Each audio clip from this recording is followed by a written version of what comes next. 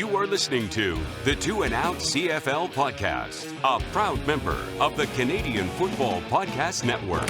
Grab some poutine and a double-double. It's time for the Two and Out CFL podcast. He's got it!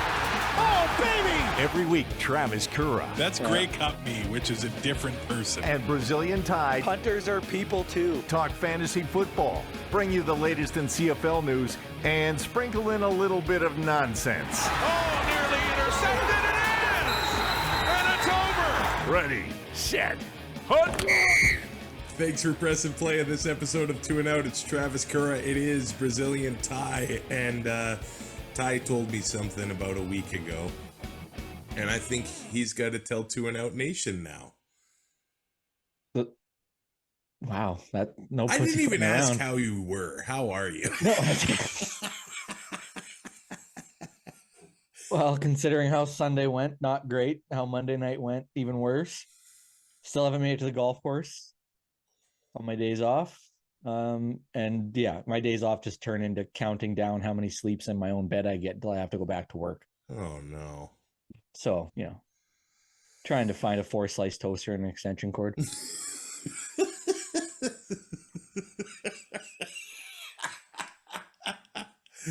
Oh man. Well, I think we should get to your announcement. And look, I told Mess I wouldn't do this, so I'm not going to do it.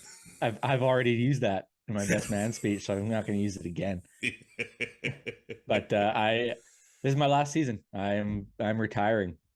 Thought we'd do this forever, but with work schedules and everything else, it's becoming too much. I'm still going to watch football.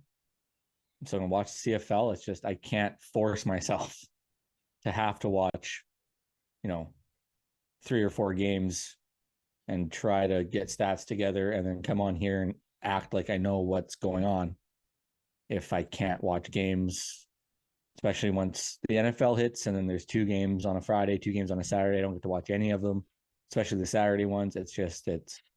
It all piles on, and I don't think it's fair to you. I don't think it's fair to the people who listen that if I come on here and act like I watched every single second of a game when I was able to watch 10 minutes of it.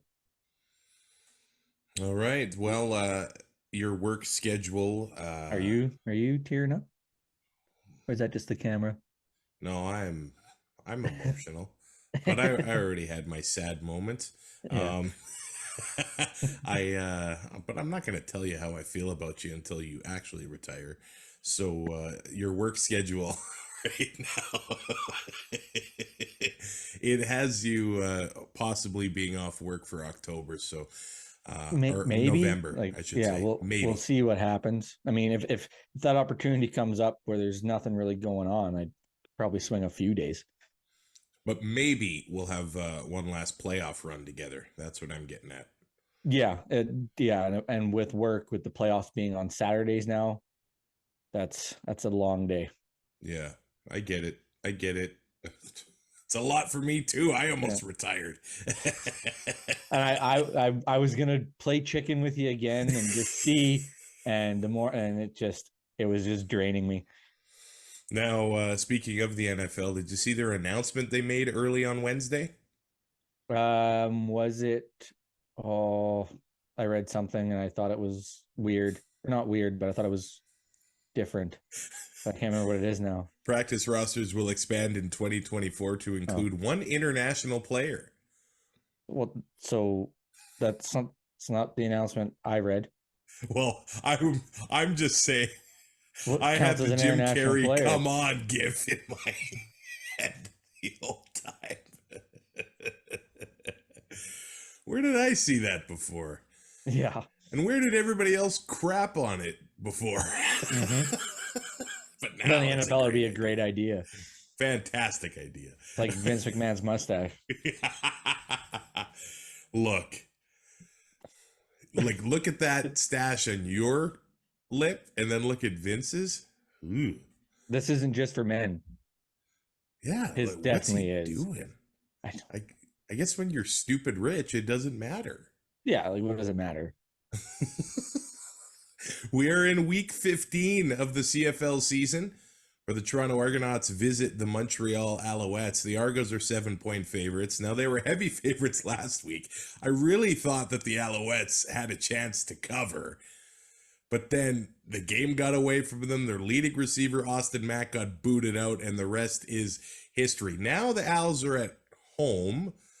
I mean, the Argos still do have something to play for. They can actually clinch the East Final here, which we're just September. 2 months out, and they can start selling officially. Well, really, they probably could have started selling tickets August 1st, but I'm surprised they didn't start selling them after they won the Grey Cup, because everybody was all over Chad Kelly without seeing anything.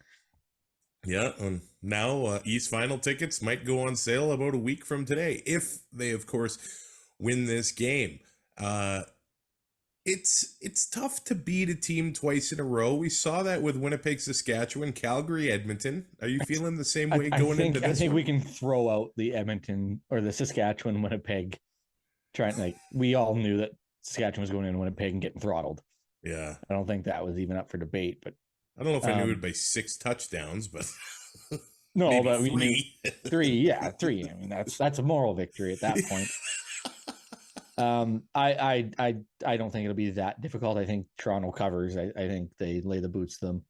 They know that, you can't take any team lightly. I don't think they're going to necessarily play down to Montreal's level. Not that Montreal is garbage, but I mean, Toronto just seems to be that step above everybody this year. Yeah, there's a big gap between first and second in the East Division. Will the horn guy make a difference with the great Chad Kelly? Can we call him the great Chad Kelly? The Argos off to the best start since Doug Flutie. Well, I mean, he might be, he could go down if he wins this Grey Cup. Like, you got to put him the same category. Like, it's, and I know that he didn't play regular season last year. He had a handful of plays in the Grey Cup. Yeah. But, the Argos haven't been super relevant after winning a Grey Cup. No, they've always since 97 or since 96 on the field. So, they win a Grey Cup and they sell the farm to do that. And then it's a 3 years of rebuilding and us making fun of them not having any fans. And this year has been completely different. Yeah. So I think, it's one of those things. It's not only good for the Argos, but it's been great for the league. To have a team, like, especially go from Winnipeg winning 2 Grey Cups back to back, going to a third, being relevant. Now Toronto is the one that beats them. They're relevant still. They're not just a flash in the pan and dropping off like the Marlins and the Argos, like they have been in recent years. It's really great. I think the CFL is unlike any league where if a person's, and this is just my observation, if a person's personal team is struggling, then they blame the whole league. Yeah. Like Edmonton fans or people in Edmonton, the CFL sucks. This is boring. It's not entertaining. No, your team sucks. Yeah. Now they're fun to watch. But no, it's your team that's had over 20 home losses in a row. Ask people in Winnipeg, does the league suck? Like, no. No, people are just crybabies.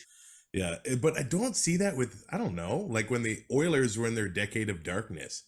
I guess maybe there were some fans saying, the NHL sucks, this isn't entertaining. Yeah, that's every fan in the NHL, though, when Gary Bettman does anything. They boo him and say that it's like, you wouldn't have Edmonton. You wouldn't have Winnipeg back. Like, you wouldn't have these teams. Yeah, sure, the teams like Phoenix and stuff we still have, but like without Gary Bettman, this league is in a hell of a lot worse spot than it is now. And it's the same as like with the CFL. Like, people, we crapped on Ambrosi. People on Twitter have crapped on Ambrosi for decisions, and yeah, it's not all his doing, but these last 3 years, take out the war years where teams were ravaged by guys going overseas. It's surprising that the league is doing as well as it is, and it still has those strongholds in the prairies, and Toronto keep staying up there and drawing fans, and Hamilton, I don't think not an exception, but like for the East teams, like Hamilton, I would argue is probably one of the best models. But again, like but like they they're get struggling. fans and they're struggling, but they're still in the discussion. People are still talking about them, and you don't hear a lot of chatter about how it's the league. Like I think a lot of fans on like there's a few teams that are like that, but for the majority, I feel like it's that people can appreciate the league more than like when their team is struggling, they'll still watch other games and they know what the product is. Ottawa gets 18 to 20K out, and look at which is wild. The product they've dealt with since their last Grey Cup appearance 5 years ago. So Crum has infused a lot of hope into that fan base. Yeah, unfortunately, it has kind of fallen a little bit since teams have figured out how to limit his run game. It's called a quarterback spy. Yeah. Revolutionary. It'll change the game. All right, let's talk about the Montreal Alouettes, who make a big signing this week. Darnell Sankey, who played in the XFL this spring, is now with the Alouettes. He set a franchise record with the Riders last year, where he had 120 tackles. And then the year before in Calgary, he was a West Division All-Star. In 14 games, he had 98 tackles. So Darnell Sankey is a guy that is all over the field, and it's going to be a big addition to the Alouettes defense for the stretch run here. Yeah, and John Bowman leaves or retires.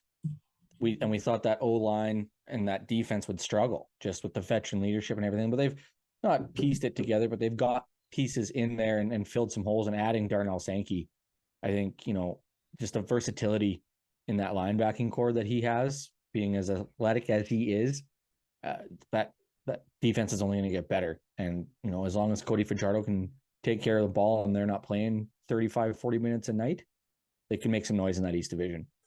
Yeah, and the thing with Cody Fajardo is that, his completion percentage is good. He gets sacked a lot. It's just they really have one or two. Now, there's some receivers that are starting to sort of rise and be known in the CFL, like Tyler Sneed, even Cole Speaker. Yeah. But for a while, it was just Austin Mack and Keon Julian Grant, and then Julian Grant got hurt. So that really... And they have no run game right now. Exactly. And that really hurts what they were trying to do. But now Keon Julian Grant is practicing in full this week. He was practicing a little bit last week. He's become one of those receivers that is so good after the catch. So if they get him back into the game and Austin Mack can avoid being kicked out... Is he the new Travis Currah in intramurals? He's got a long way to go. Or is he Misco? So Tyrell was the ref at our junior high intramurals. And for some reason, I set the record. Intramural award winner, by the way. You won it. In grade 7 and grade 9, yeah. Wow. And I set the record. Was it for suspensions, penalty minutes, and ejections? I think yours was penalty minutes, and I think Misco's was ejections. Okay. But it might be the other way around. Just the two biggest guys in our school, and I'd kick them out. And they'd listen. I don't know why. Yeah, that's a good point. But I think once you started realizing how bad the numbers were, you just wanted to get them higher. Yeah, that's true. It was basically the 80s Flyers. It was a point of pride. Yeah. And then when you see, the stripes, there's just some sort of respect with the stripes and the whistle. So you just you walk out. Now the Argos, Roberto Alomar, are one of only two teams to be averaging 300 pass yards against this season. Yeah, it's not good. So that's why you can move the ball against them. It's kind of all about finishing drives and keeping up with the firepower of the Argo offense and limiting your own turnovers, because the Alouettes turned it over 5 times last week. Those fumbles, the interception, they got stuffed on short yardage. If they do that again, zero chance that they can win. But if they clean that up, I would be interested to know, though, is how many of those passing yards are coming while teams are trailing by 2 scores or more. We've seen that a few times. Edmonton, I think teams have to throw the ball. In Edmonton in July, I think Jarrett Daggy threw like in the fourth quarter, they yeah, had an up-teen amount of 100-yard yards, touchdown or whatever it was. right? So That's what I mean. Like, so like if you're down by 10 or more, you're not going to be trying to clock and establish a run. You're throwing the ball. yeah, And, you know, it's like the Lakers in the early 80s. It wasn't about everybody had where they shot from and you went to your spot. And if you put up 30 shots a night and you only made 10, then the system was working. Because if you can get the more shots you get up, the more points you're going to get because more are going to go in. It's the same when you're trailing. The more throws you make, some are bound to get caught. now the Alouettes are 6-6, and of course they want to clinch a home playoff game. But Hamilton is hot on their tail, Which so I don't know if we saw coming. Well, you kind of did. But I refuse to believe you were serious when you said that stuff in the group chat. well, hey, Hamilton and Montreal play the last week of the regular season. I know Could be for home playoff game. We've got 5 games each before we get to that point, but that could be a very meaningful game. The East semi. Yeah, I love it. Yeah, that's it, because those teams would play again in 2 weeks, right? So, yeah, or no, the very next week. Yeah, yeah, that'll be interesting to watch. And like you said, these Alouettes, I don't know. Is it stand back? Is it the O-line? What is it? They're not able to get a rush game going. And stand back actually, as of Tuesday, hasn't practiced with a hand injury. Well, last week, what did he have? 3 carries? Yeah. They got nothing done. The TSN panel rams down our throats how William Standback needs to get the ball, and you know, he's one of the best running backs in the league, and all this stuff, and it'll help Montreal's offense, and then you don't see him. Yeah. They don't use him. So keeping up with Toronto as far as physicality goes will be tough, but the Alouettes are going to need to try to do something to squeak out a win here on Friday Night Football. The second half of that Friday night doubleheader is a very intriguing game to me too, as the Saskatchewan. I just wish it was in Edmonton. Yeah. Because then I would leave Friday and catch Trey Ford the night in Edmonton, go to Prince George Saturday, and then to camp on Sunday. The Saskatchewan Roughriders, they are home to the Edmonton Elks, where they're 3-2 in their last 5 games.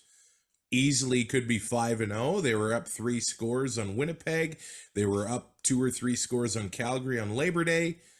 And now they're going into Saskatchewan, where the Riders are 3-point favorites as of right now. And that's basically 3 points to the home team, right? That's Elks money line written all over it. I don't know if this is just anecdotal but I feel like the Riders have struggled against running quarterbacks. No, come on. And even if it's Taylor Cornelius, Trey Ford is another level of running quarterback. Yeah. Who's going to be spying him? Are they going to put Derek Moncrief on him? He's a good athlete. It's probably your only option. It's not an easy assignment. No. We saw what Cam Judge was doing. This guy, Nick Marshall can barely cover tank. Receivers. You're not going to put him on Trey Ford. Yeah, it's true. I mean, well, Nick Marshall's probably going to be on Gino. Oh, yeah. He's going to get burned hard at least twice. I'll call it right now. Nick Marshall gets a pick.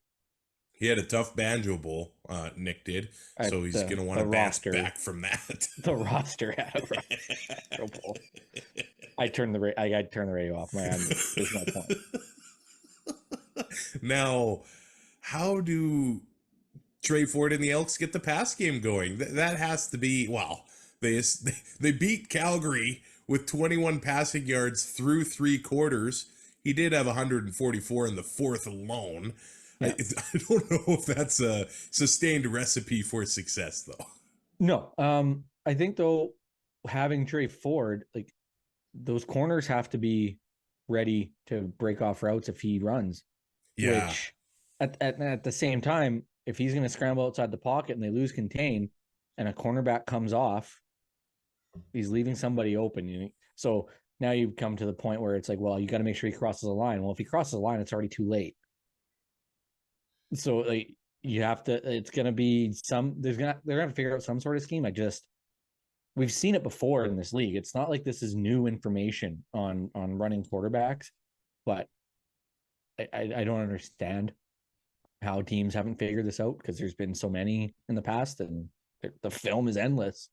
But for Edmonton to get that passing game going, they have to establish a run, and we drive that point home a lot and we say it a lot. But I think with having him and Kevin Brown, and you can throw Taylor Cornelius in short yardage and stuff like that, you got three guys that teams have, like, every snap can be a run play for Edmonton, and I think that only helps their passing game.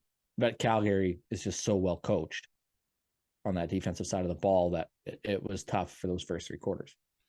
Yeah, they were totally ready for it. Obviously, they kept Trey in the pocket for those first three quarters, and they forced him to beat him with his arm and made some plays. When you got receivers like Geno Lewis, he's going to make those plays a lot of the time. I think he calls them 90-10 balls. There's no 50-50 ball with Geno. So I am I love watching Trey Ford. I watched him play twice in 6 days, Labor Day and then the rematch, and your Labor Day weekend was so much better than mine. I don't want to do the whole overreact thing. I don't know if we've seen a quarterback that fast. Like, he is just unreal. Mm-hmm. It's unfair. It's a cheat code. It's kind of fun. It kind of looks like Rocky Balboa chasing down a chicken when the defenders are in the backfield trying to catch this guy. Are you okay, buddy? Yeah. Oh, it's like when you drop a bouncy ball. Like, you've never looked more unathletic trying to get it, or when your hat flies off in the wind. Like, it's embarrassing. It's not the fact that it happened. It's you trying to get it, and you get outsmarted by the wind. For the Riders, they need to get a running game going. It just hasn't been consistent this year. We talk about Toronto struggling against the pass. Well, Edmonton against the run. 137.2 yards a game. That's a full football field plus some. Not good. No, it's far from ideal. So if there especially ever was a Jamal Morrow game, in a league that they call a passing league. Yeah. Like, if there ever was a Jamal Morrow game, this has to be it. Do not take Jamal Morrow. Take Frankie Hickson. Interesting. Just because because it's supposed to be Jamal Morrow and he's supposed to have a big day, that he's going to get 3 carries. 5.8 yards a carry. Man, I don't know. I'm looking at the rushing defenses across the CFL. Only 3 of them are averaging less than 5 yards a carry given up. And BC? No. Well, they're 5.3. They're 4th. 5.3, yeah. It's actually Winnipeg. No. Wow. 5.5 yards a carry. Toronto? It's Toronto at 4, Ottawa at 4, and Saskatchewan at 4.9. Wow. Oh, 4.9. That's 5. So, I don't know. Like, if they were ever going to have a guy running and having some success in that area, this does look to be the game. And just keep, I don't know, Trey off the field. That might be a good strategy. Because even if it doesn't seem like they sustained drives with him, at least last week, there's always a chance for a big play. Yeah. And when your defenders are chasing a guy around all the time, it looks exhausting.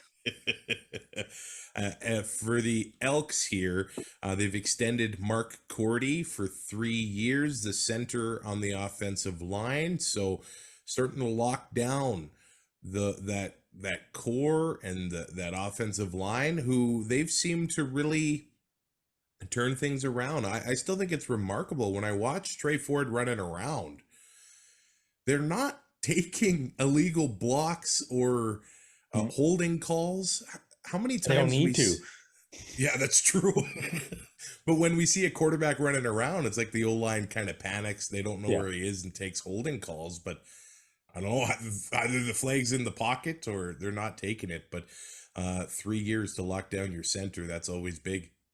And if Trey Ford, I'm assuming, I don't know what his contract status is, but if he's Probably not, on his rookie deal. he will be, like, he'll still be there. Like, they're gonna make sure that group kind of stays together. I think they're loving what they're seeing, obviously. So, get that done now, and then going into next year, everybody's got, this is.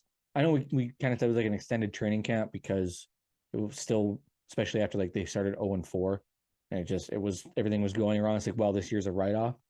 And now it still kind of is like an extended training camp, but now you have the guy that's going to be starting next season. Yeah. In there, and it's just they're going to win some games closing out this season, and they're going to come in next year, and it's not going to be the Elks we saw to start the year.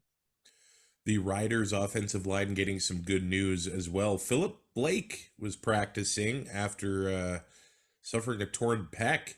I believe it was in the preseason. So in week 15, week 16, whenever he gets back into a game, could the Riders have their projected starting offensive line for the first time? That's still 2-3 weeks away where we could get somebody else hurt. So let's not count our chickens. That's true. Anthony Lanier, he wasn't at practice on Tuesday. And we know that Pete Robertson is going to be back into the lineup after serving his suspension after what happened on Labor Day. So I'm. What about the game before when somebody else hit the Laurel? 5 years before. People are so dumb. And we wonder why you're retiring. Yeah. That's the real reason, isn't it? Like The Last Dance. The Hamilton Tiger Cats are 7-point underdogs as the Winnipeg Blue Bombers go to town. The over-under at 48 in this one. Now, I don't think we can question Winnipeg at this point because every time we do, they go out there and they pop 50 on a team, and before you know, it's like, what just happened here? Maybe they're not old. Yeah. Now, with the emotion of Labor Day and the Badger Bowl, there probably is a little bit of a lull, isn't there? I would think. I don't know if it's a lull or if you're emotionally and physically exhausted after those 2 weeks. Yeah. Like, it's got to be emotionally draining. That's what I figure. Now, I'm not saying they're going to lose. Like, is a hangover after a wedding that much worse because you've seen all your friends were there the night before and you got hammered and danced and had the time of your life? Whereas if you just sit at a bar by yourself, the hangover the next day is like, oh, whatever, I can go to work. That's a good question. I always just thought it was the free wine, but you're the only one who drinks that. Everybody else pays a toonie and drinks whiskey.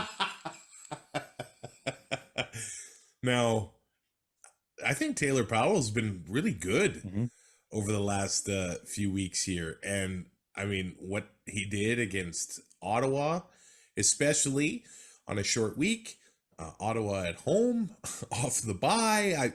I'm still kind of blown away by that game. But Taylor Powell also went into BC on a short week and stole a win from the Lions. So I don't know if it's the Scott Milanovich factor as he puts more of his fingerprint on this offense as the season moves along. Well, and 3 weeks ago, we were firing Orlando Steinauer. Yeah, it's true. Like, complete turnaround for this team. But now, look at the home and away splits. The Ticats 1-5 at Tim Hortons Field. They're 4-2 on the road. That 1-5 slipped under the radar thanks to the Elks. That's true. That's true. The Ticats have really just struggled at home, and the Elks got their first win at Tim Hortons Field, actually. But what are they against the spread at home? That's what matters. Oh, that's the question you have. Now, Taylor Powell's been playing clean football lately, hasn't been turning the ball over. I think it's all just going to be what what sort of energy are the Bombers going to be bringing into the donut box? But the Ticats have the ability to have that energy as well too. Mm-hmm. And this game is on the Saturday. Yep.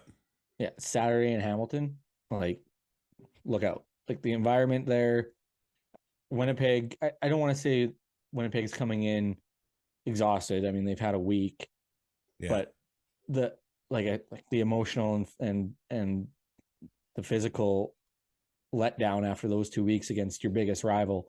I think there is something to be said for Hamilton. Having the fans are always loud.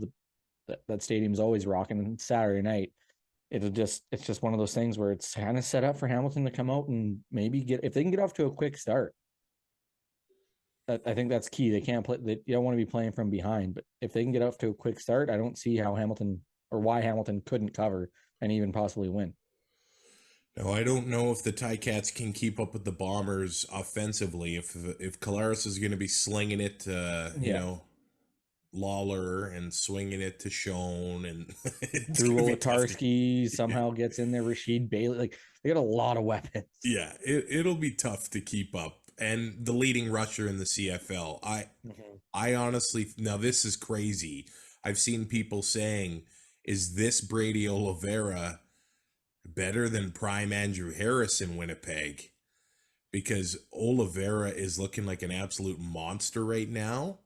Well, we never got to see prime Andrew Harris, so. I knew it was coming. Oh, is it a coincidence that you're hanging up the headphones when Andrew Harris is hanging up the cleats? Like you can't go to the well anymore, so. That's basically, yeah, that's another reason. But No. my drugs aren't performance enhancing. We know that. Tim White's stats over the last 2 weeks: 15 catches, 290 yards, 3 touchdowns. Actually, I shouldn't say 2 weeks. One was Monday and one was Friday. Yeah. So last 2 games, he's been a monster. Mm-hmm. Now, what do the Bombers need to do to stop him? Because it sure seems like Powell has found a connection with Tim White, and it just seems like keep him in front of you and don't give up scores. Like, I think we know who's going to be on Tim White on Saturday. I think that's painfully obvious. DeMario Houston? Yeah. And you got to have safety help over the top, and that's what they're going to have to do. If you can shut down Tim White, Yeah, and take away options for Taylor Powell, they're going to have to lean on James Butler a little more and go other places, and that receiving core is not what it was 3-4 years ago. Yeah, and how do we get James Butler going? That's a Ticats question, right? You got to get the ball in his hands, and it doesn't necessarily have to be the run game. Yeah. Get those swing passes going. The only problem with that is run to the opposite side of where Willie Jefferson is, because that screen pass is getting knocked down. Yeah. Taylor Powell, stay clean. Get James Butler and Tim White going, and they got a shot here. Mm-hmm. Winnipeg just needs to do what they do. Although rushing against the Ticats has become a lot more difficult with Dylan Wynn back in the lineup. Yep. Now, he did not practice on Tuesday. We'll see if he gets back into the lineup. They've even had Jagira Davis practicing in full. I don't know if he'll be back playing. The bizarre situation where he was traded. Calgary finds out he has a torn meniscus. He gets sent back to Hamilton. What a crazy situation here. But it's beating the Bombers, man. They're first on first down. That's their success. They're getting almost 8 yards a play on first down. Yeah. It's almost unfair. And Hamilton is actually 8th on first down. Saskatchewan 9th. That makes sense. So if you allow these Bombers to be playing in second and short, and I've talked about before, they're even good in second and long, but I'd rather take my chances there than second and short. Well, and like second and 2, you're basically guaranteeing that they're going for it on third down because they're going to get something. Yeah, they'll put Dakota Prukop in there twice if they need to. Yeah. Last game of the week, this one might just be, if you like to watch offense, watch the BC Lions. I don't think I'm going to bet on this game. I think I'm going to gamble on this game. 9.5 point favorites over the Ottawa RedBlacks. I've talked about the struggles with the Ottawa passing game. They are last in the CFL, over 325 yards a game. I've got VA in my lineup. I have one of his receivers. I can't remember if it's Hollins or Hatcher, but I have one of them in my lineup. It doesn't even look like it really matters if the Lions can get their running game going here. It just, to me, looks like this is going to be a big VA game against Ottawa. Speaking of VA having a big game, that Ottawa secondary with Kane out now with a broken hand. The hits keep on coming for Ottawa. Like, last year with Masoli, we don't need to get into all that stuff, but then he comes back. Everybody, it's going to be awesome. Happens again. It just seems to be, they're like the New York Jets. Like it's just one of those things, right? Where nothing can go right. It feels like there's a curse. And, Dustin Curran comes in, the hope goes up. They win a couple games, and now there's the injury bug rearing its ugly head again. Now, I don't know if Abdul Kenna is done for his career, I should say. I think he came into the CFL in 2014, which is actually a pretty darn good career for a defensive back, man. But he's got the broken hand now, and he posted on Twitter yesterday a picture of his Grey Cup ring. He tweeted 10 plus years equals dedication, commitment, consistent. So I don't know if he's done in the CFL, but quite the run, and winning that Grey Cup in Ottawa in 2016 with a game in Toronto. But quite the career for Abdul Kenna. Dustin Crum, he hasn't been struggling. It's just they haven't been able to finish the drives. That's really it. There was the one interception last week against the Ticats, but without him able to run, it's been leaning on the rest of the offense. Now, Devontae Williams had over 100 yards last week. He had a big game. Can they do that again? And going back to, they really should have beat Hamilton. Like, there was so many opportunities there. They just didn't get it done. This is going to be an even tougher assignment. And it's just one of those things where really the rest of the season is just kind of seeing what you have with Crum, right? I think so. I think it's got to be one of those things where, are we ready to commit to this guy? Is he showing us enough where we can start to build an offense and put pieces around him to make this team successful? Yeah. Because if they're not, and they got to go back out, then there's no point in trying to make, or I shouldn't say that. If they're not going to build this team around Crum, and they're just kind of going through the paces and waiting for somebody to become available, and waiting for a free agent quarterback to come back in, then you're just setting yourself up for failure when you have a guy that has already shown that he can win games and has done the things you've needed to see. Like, if you don't know by now, then you're not doing your job. So I think that, if they're going to keep him, which I think they will. Yep. Right. Like, I don't think he can do anything in these games to change their mind. We don't know if he's the week 1 starter next year. That's it depends on Masoli. Yeah. I don't think he's going to do anything that's going to merit them not bringing him back. Yeah. He's done so much good already. Well, and when your defense cannot stop the pass, like teams are having massive games against the RedBlacks. I think Jake Mayer, he had success against Ottawa and Toronto, actually. So, and he's been better lately. Calgary on bye this week. The Lions given up the least points in the CFL. They've given up the least touchdowns in the league. They're kind of neck and neck with BC or Winnipeg. in these categories. Although defensively, it's kind of they were on like historic pace at the beginning of the year, but then kind of cooled off a little bit here. The Lions have actually signed a couple running backs to the practice roster, and I kind of wonder if that is going to be an open competition almost in practice the rest of the way. They haven't been happy with what they've been getting from the running game, but I really liked what we've seen from Sean Shivers and Taquan Mizell. I think it's just a matter of getting the ball in those guys' hands. Give them the ball and let them see what they can do. There have been flashes from both those BC running backs, although they haven't been able to consistently run the ball. I know they're an indoor team, but the West will run through Winnipeg. And we don't know what we're going to get on that West final the week before the Grey Cup, but you're probably going to want to run the ball just a little bit. And when you're playing on the road in Edmonton and places like that, they still have a game there.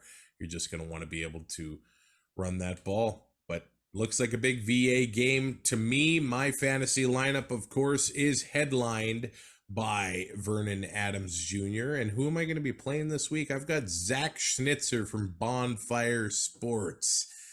Oh, man. I've got the most points in the whole league, but I'm like 4th. Welcome to fantasy football. Yeah, the worst game on the planet. So my running backs, Brady Oliveira and Jamal Morrow, Keon Hatcher, touchdown Ty, Tyler Sneed. He's only $6,000. I got DeMonte Coxie in my flex, and I got the Rider defense only because they're $6,400. They're the cheapest, and I was talking to it's you. like buying tennis balls from the dollar store. You get what you pay for. Well, and I asked you last week, is it worth spending money on a defense anymore? I don't know. Probably not. I don't think so. I took the cheapest defense last week, which was the Ticats, and they got me 7 points. So yeah. I took the Argos because I just feel like Fajardo's going to throw picks, and they're going to be able to keep the score low. Trey Ford, because I have zero faith in the Riders.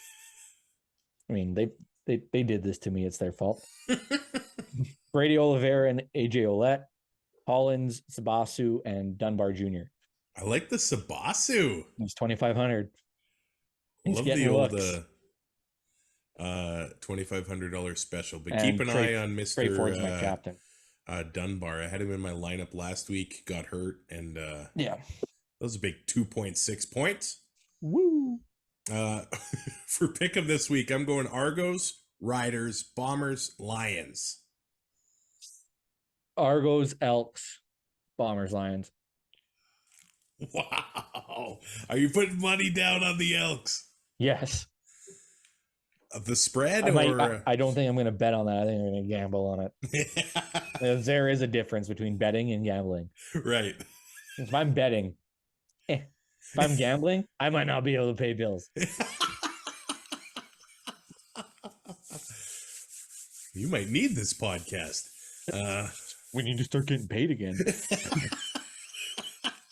You can rate, review, and subscribe to Two and Out on your favorite podcatcher. You can like, comment on YouTube as well, and throw us, or me, some coffee money on Patreon. No, seriously, it covers hosting costs and that kind of stuff. So thank you so much for those that have been on the Two and Out Patreon. For Brazilian Ty, I'm Travis Currah. Ty will be back hopefully in a few weeks. We don't know at this point, but we'll still have a show for you in the coming days. Enjoy week 15 of the CFL season. Like, I'll be around. Yeah, you're around. I can still call people idiots on Twitter. I'm not leaving everything. I'll talk to you Monday after week 15. Thanks for listening. Find more great shows like this at CF Pod Network on Twitter.